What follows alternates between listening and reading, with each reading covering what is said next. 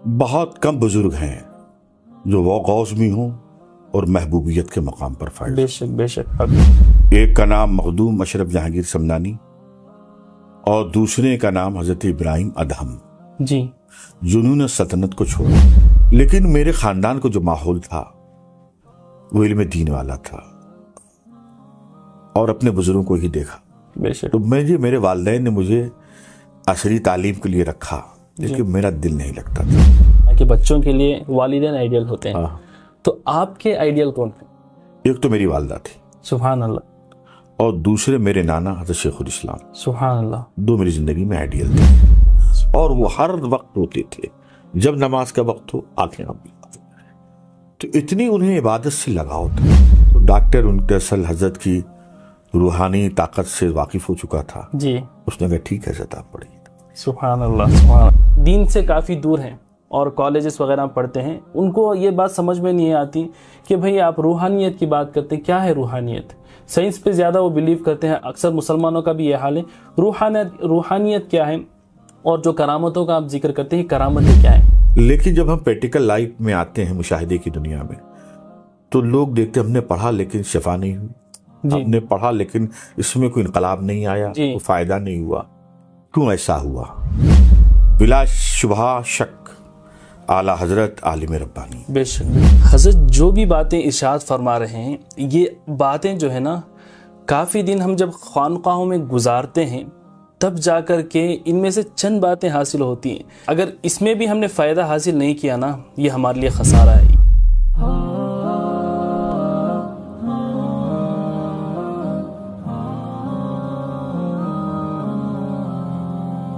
معزز ناظرین، السلام علیکم ورحمۃ اللہ وبرکاتہ. میں آپ کا میزبان محمد عامر قادری پھر سے ایک نئے پوڈ کاسٹ کے ساتھ حاضر ہوں.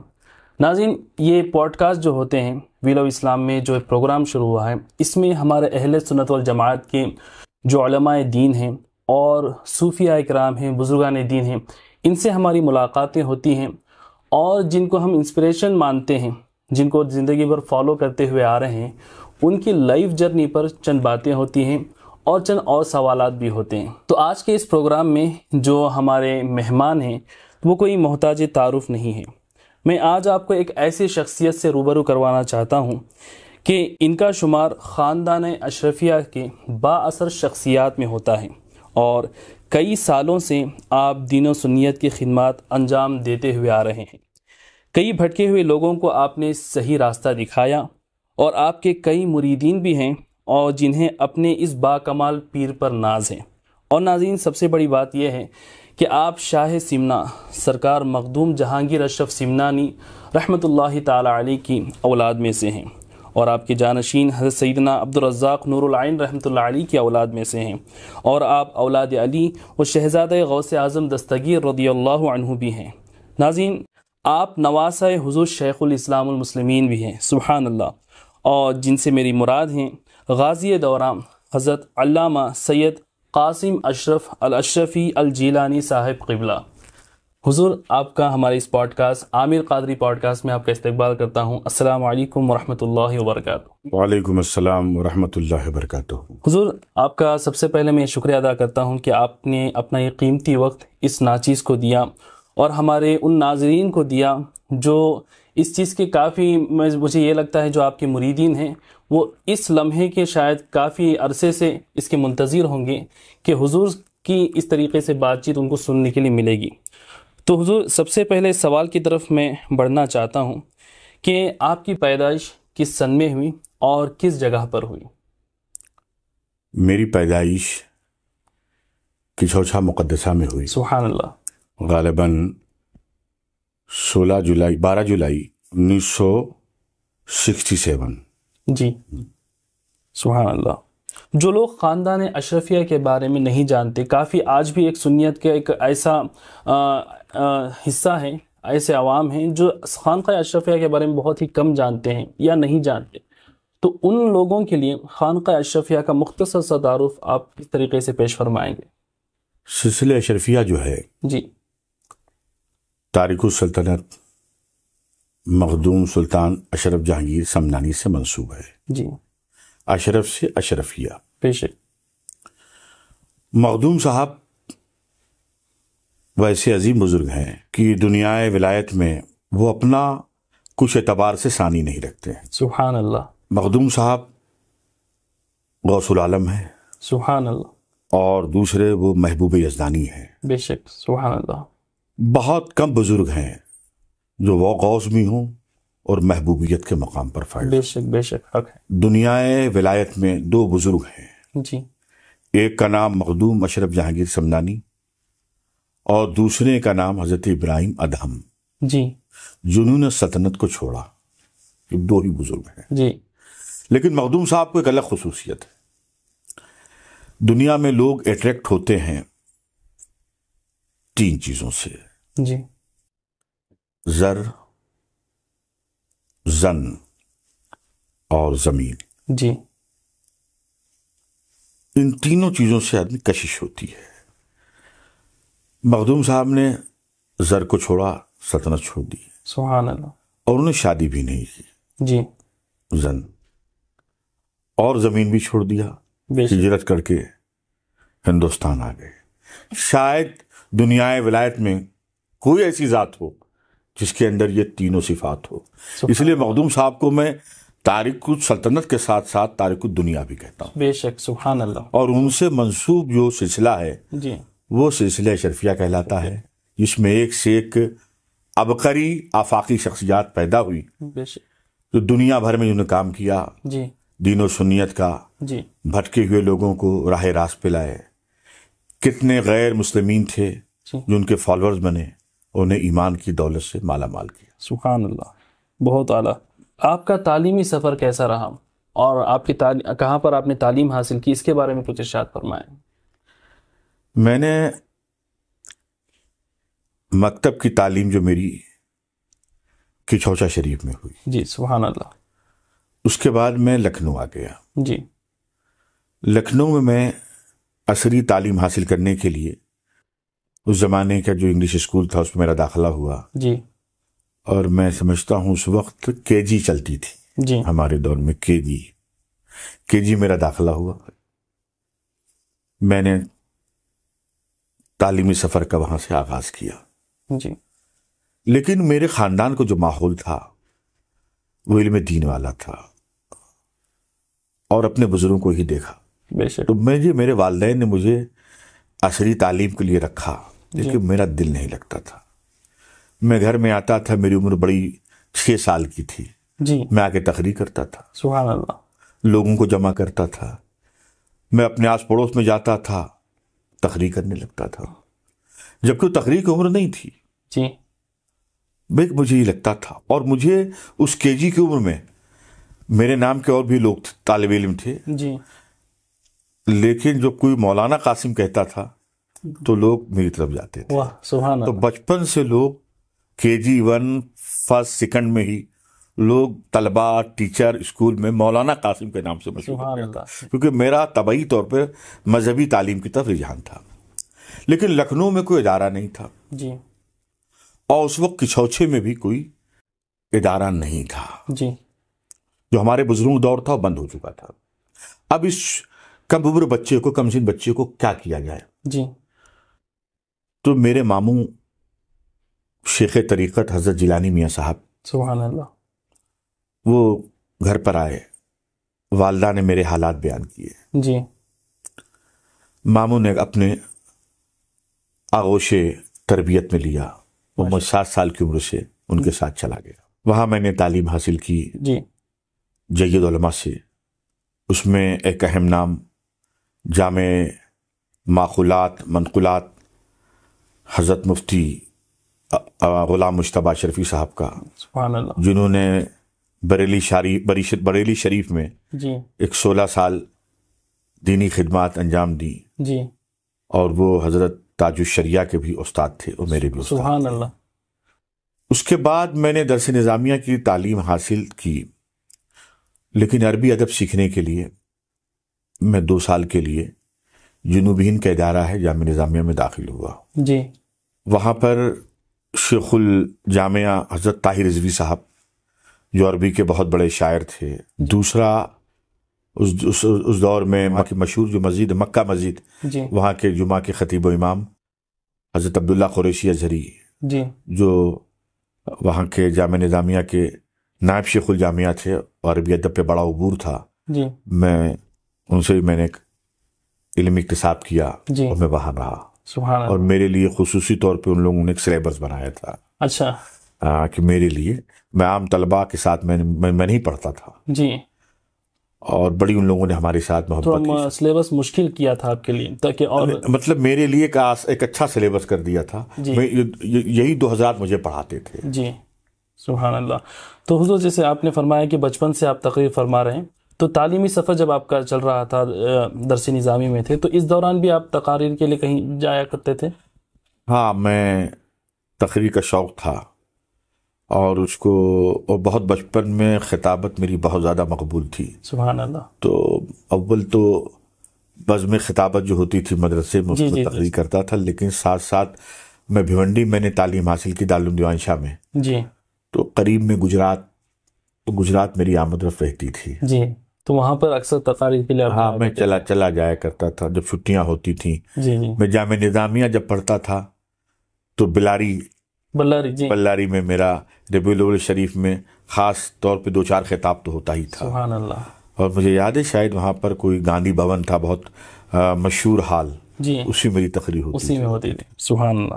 بلاری والوں کے لیے کافی اچھی خبر ہے کہ حضرت اس زمانے میں بھی وہاں پر تقریر فرمایا جب میں متعلم تھے. سبحان اللہ. حضور یہ ارشاد فرمائیں کہ ایک پرسنل سوال کی طرف میں آتا ہوں کہ آپ کی شادی کس عمر میں ہوئی اور کب ہوئی؟ میری شادی 20 اکتوبر 1996 کو ہوئی. 96. اور حضور یہ ارشاد فرمائیں کہ آپ کی اولاد کتنی ہیں، شہزادے، اور ان کی تربیت آپ کس طریقے سے فرماتے ہیں؟ میرے ایک بیٹی ہے اور ایک بیٹا. سبحان اللہ. اور ظاہر سی بات ہے، ان کی میں نے بچپن میں ان کی تربیت ایسی کی کہ وہ دنیاوی علوم کے ساتھ ساتھ دینی علوم بھی حاصل کریں، جی، اور وہ اس دنیا میں مسلمان بن کے رہیں. سبحان اللہ. میں مختصر مسلمان بن کے رہیں. آج کل ضرورت ہے مسلمان بن کے رہنے کی. بے شک. مسلمان تو ہم ہیں، مسلمان ہونا آسان ہے اور مسلمان بن کر رہنا مشکل ہے. بالکل بالکل حق فرمایا. تو کردار، سیرت آپ کی ایسی ہو کہ بچوں میں لگے یہ نبی کی سیرت ہے، بے شک، نبی کے لائن آف ایکشن کو فالو کریں. جی. تو ہمیشہ آج بھی کہتے ہیں کہ تم مسلمان بن کر رہو. بہت بہت بنو نہ بنو، مسلمان بن کے رہتا ہے کہ یہ میں ہمیشہ اپنے بچوں کو شروع سے لے کر آخر تک، ابھی تک یہی تعلیم، مسلمان بن کر رہو. سبحان اللہ. اور اسی میں نے ساری باتیں کہی تھیں. بالکل. اور سب سے بڑی چیز یہ ہوتی ہے، بچوں کے لیے ماں باپ آئیڈیل ہوتے ہیں. بالکل. ہم اگر چاہتے ہیں ہمارے بچے صاحب علم، صاحب کردار ہوں، تو ہمیں خود پہلے صاحب عمل، صاحب کردار بننا پڑے گا. بے شک بے شک. دیکھیے حضور، جیسے آپ نے ابھی ارشاد فرمایا کہ بچوں کے لیے والدین آئیڈیل ہوتے ہیں، تو آپ کے آئیڈیل کون ہیں؟ ارشاد فرمایا. ہمارے آئیڈیل جب میں، ظاہر سی بات ہے، جب اس عمر میں پہنچا تو مجھے احساس ہوا میں کسے آئیڈیل بناؤں. کسی کو میں نے آئیڈیل بنایا. جی. تو میں نے 2 شخصیتیں میری زندگی میں آئیڈیل تھیں. جی. ایک تو میری والدہ تھی. سبحان اللہ. اور دوسرے میرے نانا حضرت شیخ الاسلام. سبحان اللہ. 2 میری زندگی میں آئیڈیل تھے. بہت.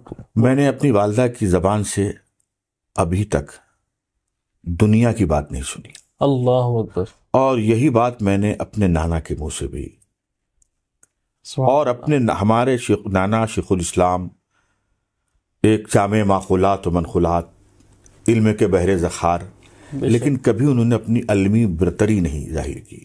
اللہ. کبھی کبھی ہمارا ان سے علمی تبادلے خیال ہوا، جی، تو ایسا وہ سنتے میری باتوں کو جیسے لگتا ہے کہ انہیں کچھ معلوم ہی نہیں. اللہ اکبر.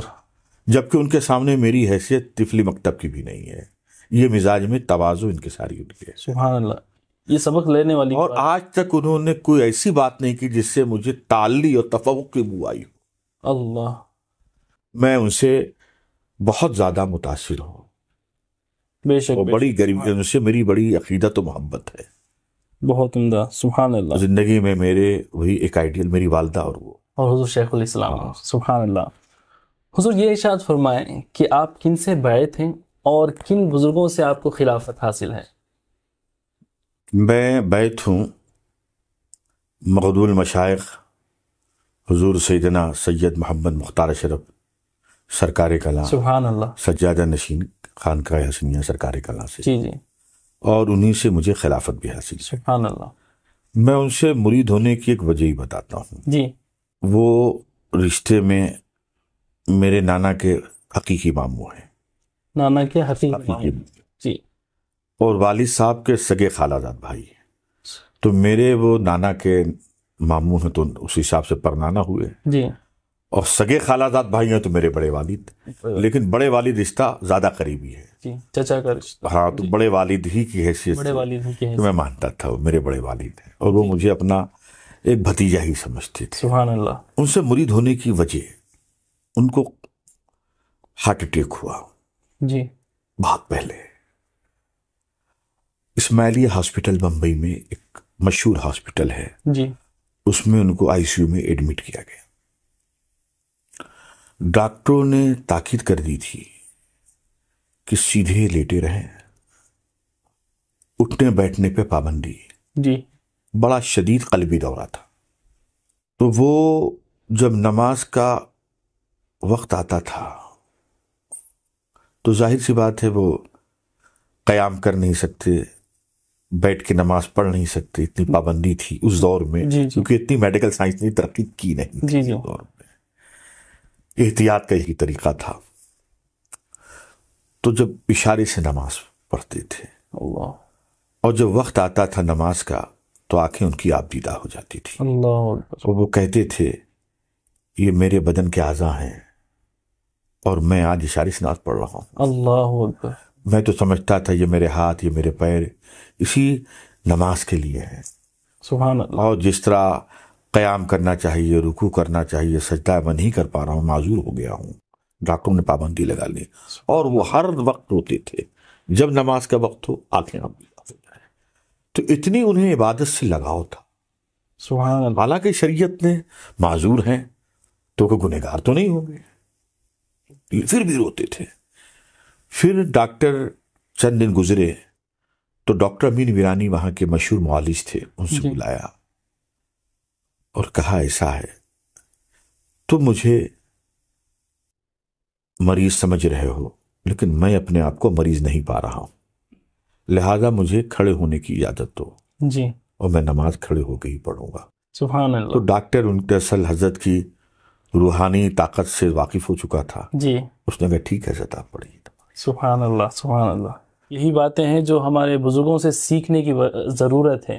آج ہم درگاہوں پہ جاتے ہیں، بے شک وہاں پر فیضان ہمیں ملتا ہے، لیکن ان بزرگان دین کی جب ہم زندگی کو پڑھتے ہیں، یہ چھوٹے چھوٹے لمحات جب ہم ان کو اس کے اوپر تحقیق کرتے ہیں، تب ہمیں پتہ چلتا ہے کہ بزرگان دین جب بستر مرض پر بھی ہیں، اس کے باوجود وما خلقت الجن والانس الا لیعبدون، یعنی ہم نے انسان اور جنات کو اپنی عبادت کے لیے پیدا کیا۔ تو اس آیت پر عمل کرتے ہوئے سرکار کلام ہمیں نظر آ رہے ہیں۔ سبحان اللہ، بہت عمدہ آپ نے یہ بات فرمائی حضور۔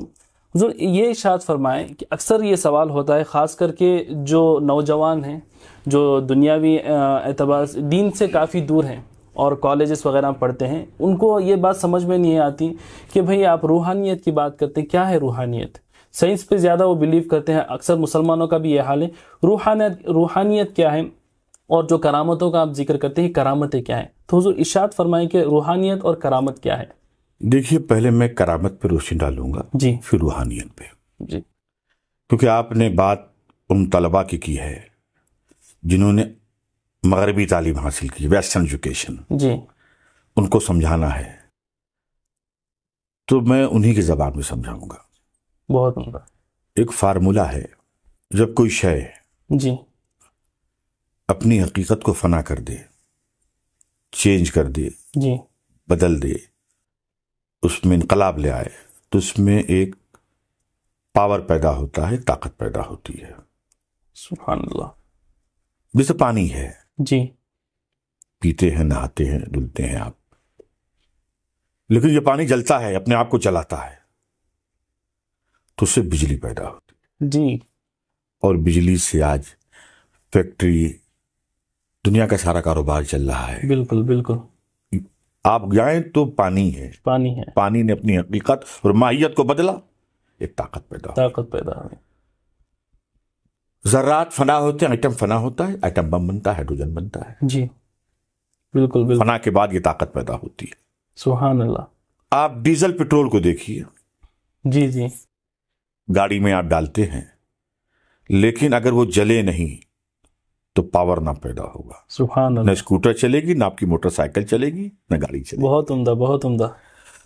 تیل جلتا ہے، ڈیزل جلتا ہے، طاقت پیدا ہوتی ہے. ایسے ہی ایک انسان نے بہت ساری خواہشات ہوتی ہے. بالکل. اور ان تمام خواہشات کو فنا کرتا ہے عشق الہی میں. سبحان اللہ. اللہ کی محبت میں اپنی تمام خواہشات کو فنا کرتا ہے اور رضا الہی پہ راضی ہو جاتا ہے. جی. اس میں بھی ایک پاور پیدا ہوتا ہے. سبحان اللہ. ایک طاقت پیدا ہوتی ہے، اور اسی طاقت کو علامہ اقبال کہہ اٹھتے ہیں، کون اندازہ کر سکتا ان کو زور بازو کا، نگاہ مرد مومن سے بدل جاتی ہیں تقدیریں. سبحان اللہ. تقدیریں، اسی کا نام کرامت ہے. سبحان اللہ. یہ ہوئی کرامت. اور روحانیت جو ہے، دیکھیے، ایک ہے نفس، ایک ہے نفسانیت. جی. اور ایک روح ہے، ایک ہے روحانیت. روحانیت کا تعلق روح سے ہے. روحانیت کا تعلق جسم سے نہیں. جسم سے. جی. میں بول رہا ہوں اور میں دیکھ رہا ہوں. جی. آپ سن رہے ہیں. جی. تو بول رہا ہوں، یہ زبان سے بول رہا ہوں. جی. یہ جسم کا ایک حصہ ہے. دیکھ رہا ہوں، میری آنکھ دیکھ رہی، یہ بھی جسم کا حصہ ہے. جی. آپ سن رہے ہیں کان سے، کان بھی جسم کا ایک حصہ ہے. جی. تو لگتا یہ ہے کان بول رہا ہے، سن رہا ہے، زبان بول رہی ہے. جی. دماغ سوچ رہا ہے، آنکھ دیکھ رہی ہے. یہ گویا جسم کے اعضاء دیکھ رہے ہیں، سن رہے ہیں، بول رہے ہیں. سبحان اللہ. لیکن اگر ہمارے جسم سے روح نکل جائے تو کیا ہمارا دماغ سوچ پائے گا؟ نہیں. زبان بول پائے گی؟ نہیں.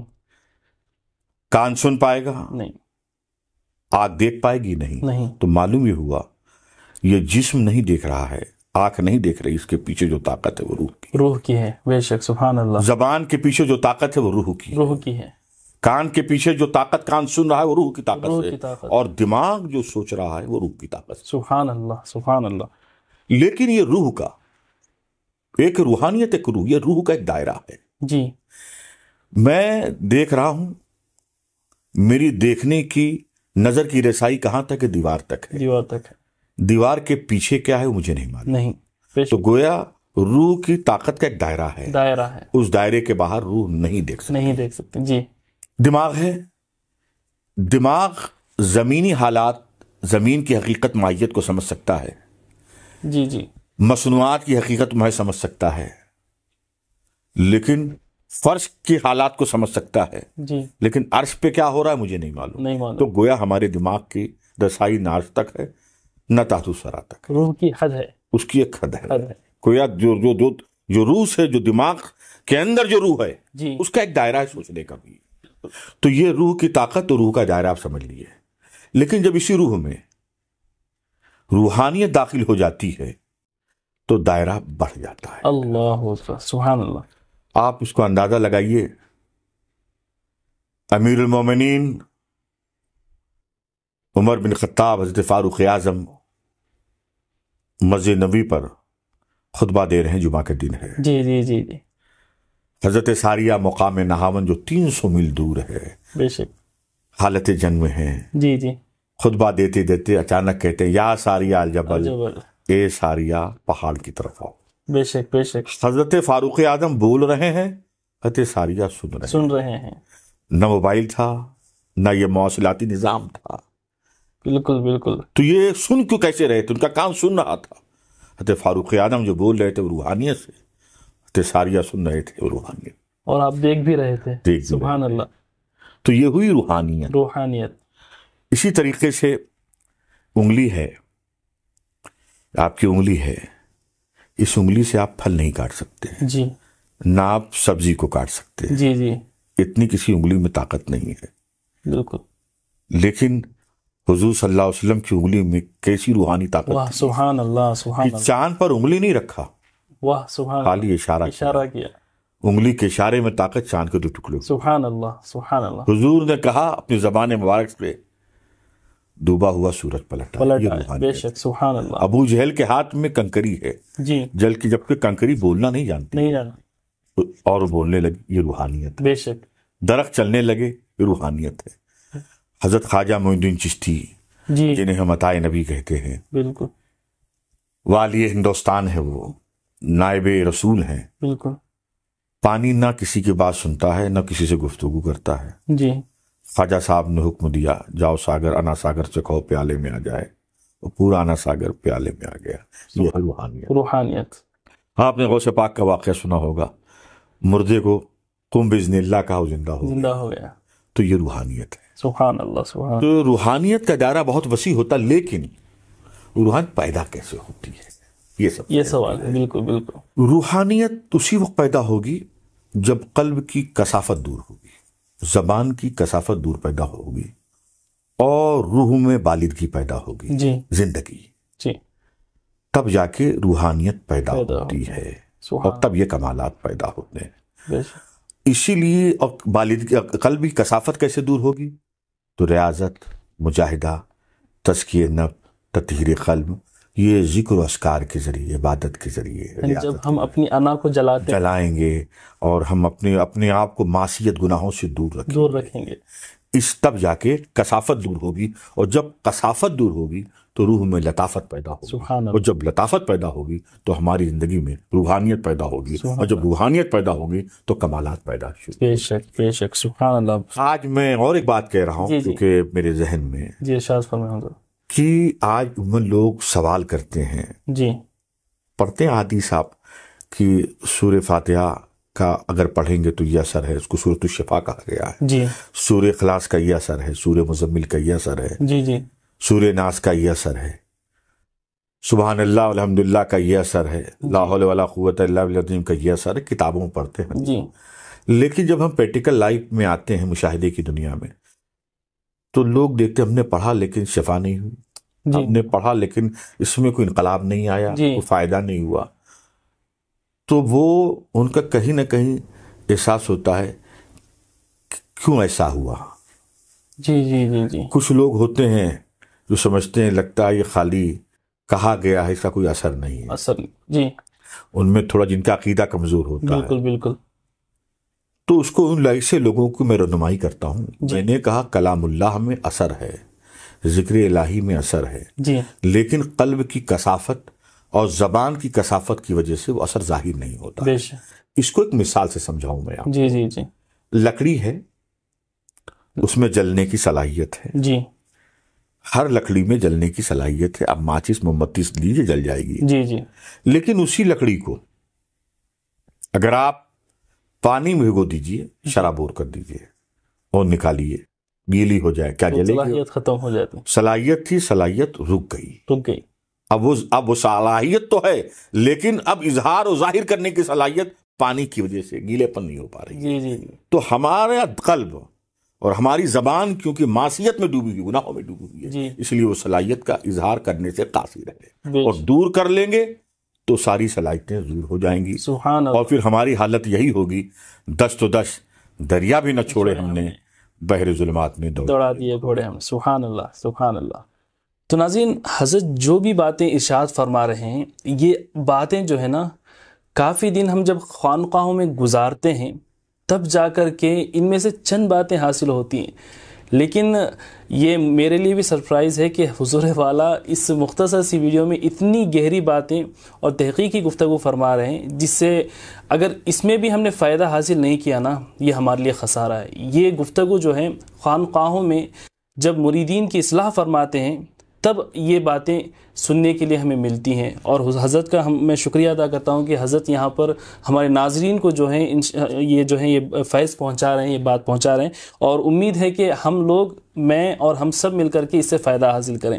حضور، اس کے بعد میں یہ سوال کرنا چاہوں گا، اور یہ کافی سوال کرتے ہوئے بھی مجھے کافی افسوس ہو رہا ہے کہ سرکار اعلیٰ حضرت امام احمد رضا خان فاضل بریلوی رحمۃ اللہ علیہ اتنی بڑی شخصیت، اتنی بڑی روحانی شخصیت کہہ لیں یا علمی شخصیت کہہ لیں، ہر طرح سے وہ قابل ہیں اور ہمارے مجدد ہیں. اس کے باوجود بھی ایک عوام کا طبقہ جو سنی عوام ہے، غیروں کا تو ہم بات نہیں کر رہے ہیں، وہ تو شروع سے مخالف ہیں ہی، لیکن جو سنی عوام ہیں وہ بھی اعلیٰ حضرت کی اس طریقے سے گستاخیاں کر رہی ہیں. ایک مولوی جیسا لفظ کہہ کر کے اس کو، یعنی پہلے زمانے میں آپ بہتر جانتے ہو ایک مولوی کہنا شرف کی بات تھی، لیکن اس کو آج ایک چھوٹا لفظ بنا کر رکھ دیا ہے. ایک مولوی کہہ کر کے اس بات کو اگنور کر دیتے ہیں. اعلیٰ حضرت کی نہ وہ تعلیمات کو سننے کے لیے تیار ہیں، یہاں تک کہ اعلیٰ حضرت نے جو کلام لکھے ہیں سرکار کی شان میں، اس کو جب پڑھا جاتا ہے تب بھی چڑھتے ہیں. یہاں یہ نہیں سمجھ پاتے کہ وہ کلام سرکار کی شان میں پڑھا گیا ہے، نعت ہے. بس اعلیٰ حضرت کے نام سے بغض رکھتے ہوئے اعلیٰ حضرت کے لکھے ہوئے نعتی اشعار کو بھی یہ لوگ ٹھکرا دیتے. تو حضور آپ اس طرح کے عوام کے لیے کیا اصلاح فرمائیں گے؟ یہ وہ لوگ اس طرح کی اہانت کرتے ہیں جن میں روح سعادت نہیں ہے. جی. اس لیے کہ روح سعید جس کے اندر ہوگی جی وہ ہر عالم ربانی کی تعظیم اور توقیر اپنے لیے سرمایہ نجات سمجھے گا. بے شک. سبحان اللہ. بلا شبہ شک اعلیٰ حضرت عالم ربانی بے شک بے شک ہیں. اعلیٰ حضرت کو لوگ گہرائی کے ساتھ ابھی بھی سمجھ نہیں پائے. بالکل. وہ صرف ایک بڑے محقق، مفسر، مجدد، مدقق، جی، زبردست عالم، بحر العلومی نہیں. جی. وہ بہت بڑے عاشق رسول تھے. بے شک. اور اپنے عہد کے ولی کامل قطب تھے. سبحان اللہ سبحان اللہ. میں اعلیٰ حضرت کے کتنے بڑے عاشق تھے یہ لوگوں کے لیے ایک مثال دوں. جی. آج کسی کے باپ دادا اگر چھوٹے موٹے پیر ہوں یا چھوٹے بڑے عالم ہوں، جی، تو اگر خود قصیدہ لکھنے کی صلاحیت ہو، منقبت، جی، تو لکھ دیں گے بالکل صاحبزادگان. اور اگر نہیں ہے تو کچھ شعراء کی مدد سے اپنے والدین کے نام پہ قصیدہ لکھوا لیں. جی. آپ دیکھ ہی رہے ہیں. جی جی جی. اعلیٰ حضرت کے والد کچھ چھوٹے موٹے لوگ نہیں تھے. اللہ. علامہ نقی علی خان، علامہ تقی علی خان، جی، بہت بڑے عالم تھے. سبحان اللہ. ایک شعر بتائیے اعلیٰ حضرت نے لکھا ہو اپنے اس عظیم باپ دادا کے، اللہ، اور جو کچھ لکھا ہے وہ نبی اور آل نبی کے. سبحان اللہ سبحان اللہ. بہت ایسے بڑے عاشق. سبحان اللہ سبحان اللہ. اعلیٰ حضرت کے جو عشق و محبت کو میں دیکھتا ہوں، کیونکہ میں نے اعلیٰ حضرت کی کو پڑھا ہے، جی، عشق و محبت کے بھی حوالے سے. سبحان اللہ. میں ایک سچی بات کہوں، میں اپنے دل کی بات، جی، میں نے شیعہ کا امام احمد رضا فاضل بریلوی کو ثانی اویس قرنی سمجھتا ہوں. اللہ. سبحان اللہ سبحان اللہ. ثانی اویس قرنی میں انہیں ایشیا کا سمجھتا ہوں. محبت میں. سبحان اللہ. عشق و محبت کی اتنی بلندیوں پہ ہوتے. سبحان اللہ. آپ دیکھیے نا، تیری نسل پاک میں ہے بچہ بچہ نور کا، تو ہے انہیں نور، تیرا سب گھرانہ نور کا.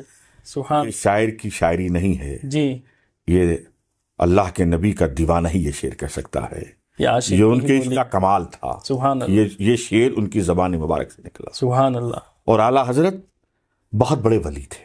بے شک. اور اس کو ثابت کرنے کے لیے میرے جد، میری دادی کے حقیقی چچا، جی، اور میرے پرنانا کے حقیقی نانا، جی، ہم شبیہ غوث اعظم اعلیٰ حضرت اشرفی میاں کافی ہیں. سبحان کہ وہ کشوجہ شریف وضو فرما رہے تھے. جی.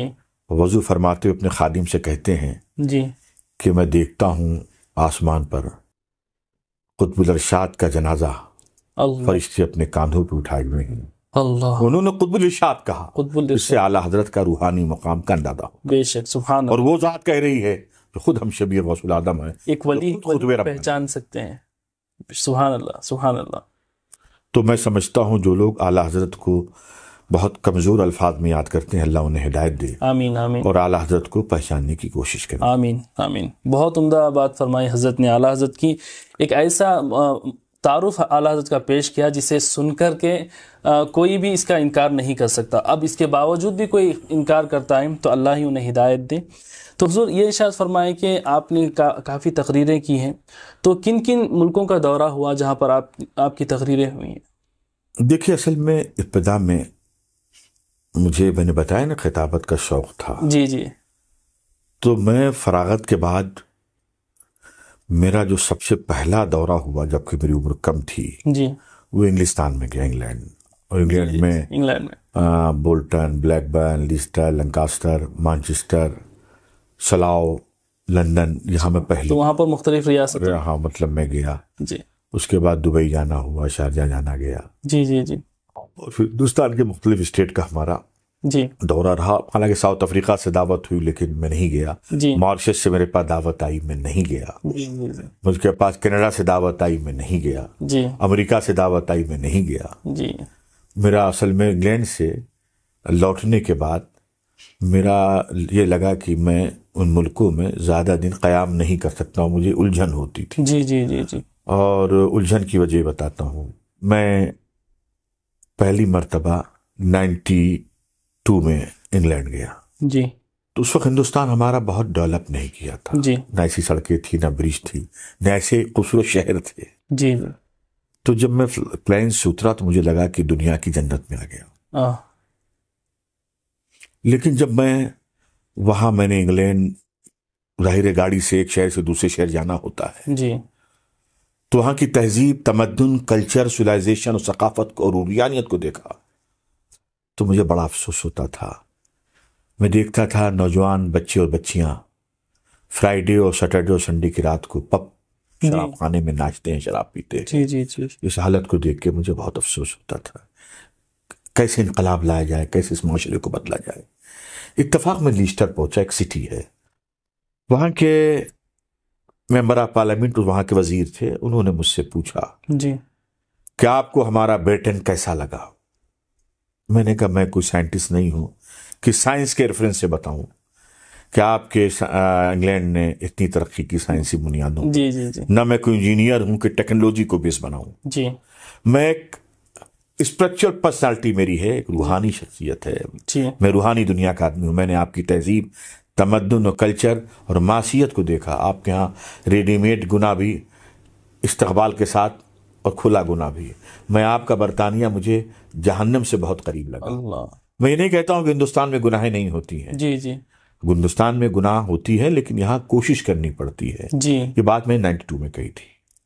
آج یہ بھی یورپ ہو گیا ہے, آج یہ انگلینڈ ہو گیا. بالکل. اس زمانے میں ایسے حالات نہیں تھے. جی جی جی. جہنم سے بہت قریب ہے. اس لیے میرا یہاں تن کے سکون کی تمام چیزیں ہیں لیکن من کا سکون, روح کے سکون کے لیے کچھ بھی نہیں ہے. میں نے مزارات تلاش کی, کوئی مزار مجھے نہیں ملی. تو مجھے لگا کہ کسی بزرگ نے اپنا مدفن نہیں بنایا, شاید یہ زمینی ایسی ہو. تو میرا دل نہیں لگا. تو وہ ایک منفی تاثرات میرے ذہن میں تھے. جی جی. تو ان ممالک میں جانے کی میں اندر سے پھر دوسری مرتبہ گیا میں. جی. لیکن مجھے کچھ اچھا سا نہیں لگا.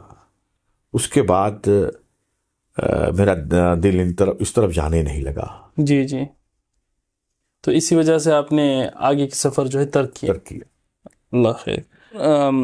اس سیکشن کا آخری یہ سوال ہوگا کہ آپ کی کن کن بزرگوں سے ملاقات ہوئی اور ان بزرگوں کے تعلق سے کوئی حسین واقعہ ہو جو آپ بتانا چاہیں گے.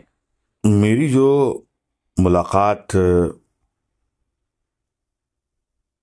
مجاہد ملت حضرت مولانا شاہ حبیب الرحمن سے بھی ہوئی اور علماء کرام میں خطیب مشرق علامہ نظامی صاحب سے بھی ہوئی. جی. اور اپنے زیادہ تر میرا خانوادے کے بزرگوں سے ملاقات حضور سرکار کلاں, جی, حضرت شیخ الاسلام, جی, اور ہمارے خاندان کے شیخ اعظم حضرت اظہار اشرف صاحب, جی جی, اشرف العلماء حضرت حامد اشرف صاحب, جی, اور ان کے بڑے بھائی حضرت جن کو اشرف الاولیاء کہتے ہیں مجتبیٰ میاں صاحب, ان سے ملاقات رہی. حضرت قطب اشرف صاحب, جی, حضرت انوار اشرف مثنیٰ میاں صاحب, مفکر ملت حضرت حسن مثنیٰ انور صاحب, سبحان اللہ. حضرت امیر ملت سے ہماری ملاقات رہی جو موجود تھے. حضرت کمیل اشرف صاحب جو خطیب اعظم کہلاتے تھے, ان سے ہماری ملاقات رہی. پیر طریقہ سید ضلع حسن صاحب سے ہماری ملاقات ہوئی. صوفی ملت حضرت قدیر میاں صاحب سے ہماری ملاقات رہی. جی. پیر طریقت حضرت ڈاکٹر وحید اشرف صاحب جو باقاعدہ ہیں ان سے میری ملاقات. جی. بابا ملت حضرت تنویر اشرف صاحب، جہانگیر میاں صاحب. جی. خاندان کے میری سبھی بزرگوں سے ملاقات رہی. جی سبحان اللہ. تو وہ ان بزرگوں میں سے کسی کا واقعہ آپ شیئر کرنا چاہتے ہیں جو آپ کے دل کے قریب ہو؟ اصل میں دیکھیے، اصل میں بزرگ تو سب ہیں بالکل، لیکن جو میں نے آپ سے کہا نا، جو بڑا گہرا تعلق، جو آئیڈیل ہے آپ، جو آئیڈیل میرے نانا شیخ الاسلام تھے. سبحان اللہ. ان کی صحبت میں رہا اور میں ان کی تواضع، انکساری سے بڑا متاثر رہا. سبحان اللہ. میرا اصل میں ایک ایکسیڈنٹ ہو گیا تھا جی. کئی سال پہلے. جی. لکھنؤ میں آپریشن ہوا. جی. لیکن وہ آپریشن ناکامیاب ہوا، ہڈی جوڑی نہیں تھائی کی. جی. جی.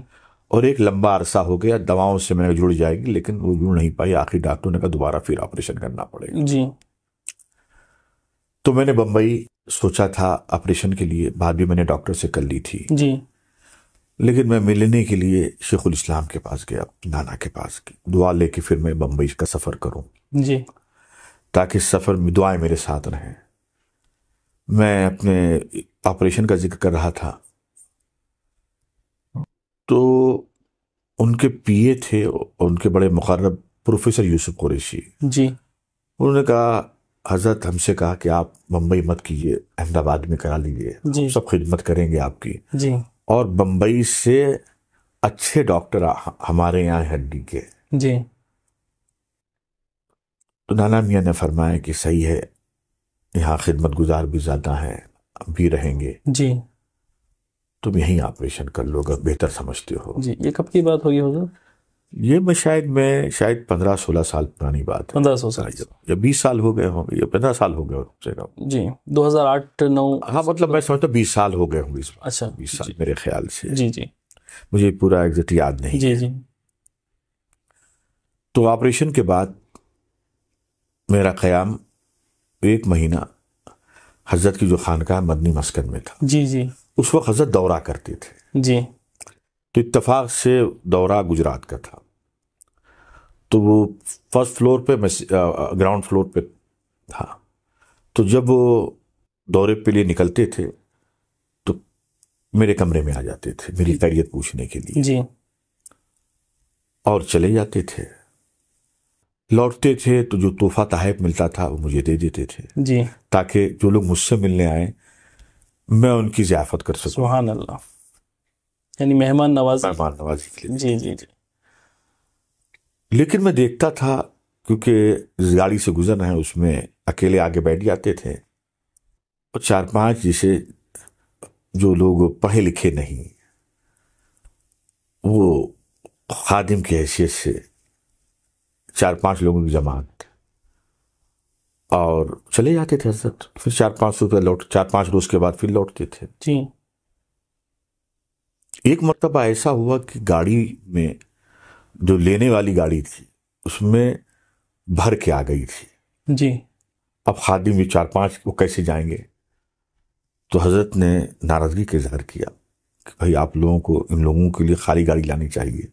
تو خیر وہ لوگ اتر گئے یا بس سے گئے یا دوسری انہوں نے گاڑی کی، لیکن حضرت خادم لوگوں کو لے کے گئے تھے. نہیں محبت. اللہ. میں نے سوچا کہ حضرت اتنے بڑے عالم، اتنی بڑی شخصیت کی مظہر اعلیٰ حضرت نے انہیں رئیس المحققین خطاب دیا. جی. یہ جہلا کو لے کے کیوں چلتے ہیں؟ ان کو کم سے کم صاحب علم لوگوں کو، صاحب فکر لوگوں کو، تاکہ کم سے کم وقت ان کا کیسے کٹتا ہے، جی، تبادلے خیال کریں، فکری لین دین ہو، جی، وقت بھی گزر جائے گا، معلومات میں بھی اضافہ ہو جائے گا. تو ایک دن میں نے ان سے سوال کیا کہ حضرت یہ آپ ایسے لوگوں کو لے کے کیوں چلتے ہیں؟ پڑھے لکھے عالموں کو لے کے چلیے. جی. ہاں، والد بزرگوار کا بھی طریقہ تھا. میں نے دل میں سوچا والد صاحب کو تو تھا لیکن آپ کو اس طریقے کو بدلنا چاہیے. جی. حضرت والد صاحب کو تھا لیکن آپ کو تو لے کے کم سے کم صاحب علم لوگوں کو لے کے چلنا چاہیے. دیکھو ایسا ہے، میں سرمایہ داروں کو بھی اپنے قریب نہیں رکھتا ہوں، اور بڑے پڑھے لکھے لوگوں کو بھی نہیں رکھتا ہوں جی، کیونکہ وہ میرے خلوص کی صحیح قدر نہیں کریں گے. میں پڑھے لکھے کو رکھوں گا جی تو سوچیں بڑا پڑھا لکھا آدمی ہوں اس لیے حضرت مجھے بڑی محبت کرتے ہیں, بڑی قربت, حالانکہ میں اخلاص کی بنیاد پہ تو ان کے کہیں نہ کہیں بے ادب ہونے کا امکان ہے. جی. اور سرمایہ دار سوچے گا کہ میں دولت کی بنیاد پر, اس لیے دونوں کو دور رکھتا ہوں. اور یہ بیچارے جو میرے ساتھ چلتے ہیں رہتے ہیں ان کے پاس نانے شبینہ کے محتاج ہیں. جی جی. تو یہ کبھی بے ادب نہیں ہوں گے اور میرے خلوص کی ہمیشہ قدردان ہوں گے. سبحان اللہ. یہ چیز ایک دن انہوں نے دوران گفتگو مجھ سے کہا کہ اپنے القابات کے تعلق سے کہا یہ القابات کا انسان کے بعد جو پہچان دو طریقے سے ہوتی ہے, ایک ذاتی اوصاف ہوتے ہیں جی اور ایک عطائی اور صفات ہوتی ہیں, اوصاف ہوتے ہیں. تو میرے پاس جو ذاتی ہیں جو لوگ بیان کرتے ہیں اس کو میں مانتے ہی نہیں, میں نے کچھ ہے ہی نہیں. اللہ. جو بھی عطائی ہیں, میں اولاد رسول ہوں, اولاد علی ہوں, اولاد غوث ہوں, اسی کو میں اپنے سرمایہ سمجھتا ہوں. سبحان اللہ. یہ حضور شیخ الاسلام کی عاجزی تھی. یہ انہوں نے مجھ سے کہا اور میں متاثر ہوا, اور آج تک انہوں نے تعلی تفوق والی گفتگو ہی نہیں کی. اللہ اکبر. بالکل. تو حضور آپ کا کافی وقت لیا اور آپ نے اتنا کافی وقت دیا ہمیں, اس کا میں مشکور ہوں. اور ہماری ٹیم سے ہمارے بھائی محمد طیب رحمان اور حسین اشرفی صاحب اور ہمارے مزمل اشرفی صاحب, ان تمام کی طرف سے میں آپ کا شکریہ ادا کرتا ہوں. اور میں دعا گو ہوں کہ اللہ تعالیٰ آپ کو اچھی صحت کے ساتھ لمبی عمر عطا فرمائے. اور ہمارے پروگرام کیسا لگا, اور کیونکہ اصل میں یہ جو چینل ہے وی لو اسلام, اس میں ہسٹری آف اولیاء پر تقریباً 5 سال سے کام جاری ہے میرا. اس میں درگاہوں پہ جاتا ہوں, اور جو درگاہیں کافی سالوں سے ویران پڑی ہوئی وہاں پر بھی جانا ہوتا ہے, اور کتابوں میں کیونکہ وہاں کا ذکر ہوتا ہے اسی وجہ سے ڈھونڈ کر کے کافی درگاہوں کو ڈھونڈنے کا بھی موقع نصیب ہوا, ان کے شجرے بھی ملے الحمدللہ. تو یہ خدمت جاری ہے. تو حضور آپ اس پر کچھ اپنی رائے اور کچھ اصلاح فرما دیں کہ آگے میں ہم کیا کر سکتے ہیں. دیکھیے ایسا ہے, میں چاہوں گا جی درگاہ شریف میں ایک درگاہی نظام قائم ہے جی, اور ایک خانقاہی نظام چاہیے. جی جی. میں آپ کے چینل کے ذریعے یہی چاہوں گا کہ تصوف کا آیا ہو, اور اولیاء کرام نے جی جو نظام دیا تھا تزکیہ نفس کا, تطہیر قلب کا, خدمت خلق کا, جی جی, انسانیت کا, محبت کا, جی مودت کا, اس نظام کو, اس طریقے کو اہل خانقاہ پھر دوبارہ زندہ کریں. بہت بہت عمدہ ہے. سبحان اللہ. تو ناظرین الحمدللہ آج کا یہ پروگرام یہیں تک تھا, اور الحمدللہ دعا کریں کہ حضرت کی صحت کے لیے بھی آپ دعا کریں, اور ہم خاص کر کے دعا کرتے ہیں یہ بزرگان دین کا سایہ ہم سب پر دراز رکھیں, اور اہل سنت اس کا فائدہ زیادہ سے زیادہ حاصل کر سکیں. تو آپ کو یہ ویڈیو کیسا لگا کمنٹ کر کے ضرور بتائیں, اور اپنے دوستوں رشتہ داروں میں اس ویڈیو کو شیئر کر دیں تاکہ ان لوگوں کو بھی فائدہ حاصل ہو. اس طرح کے اور بھی ویڈیوز دیکھتے رہنے کے لیے آپ ہمارے یوٹیوب چینل وی لو اسلام کو ضرور سبسکرائب کریں. تو نیکسٹ پوڈ کاسٹ میں ملتے ہیں. السلام علیکم.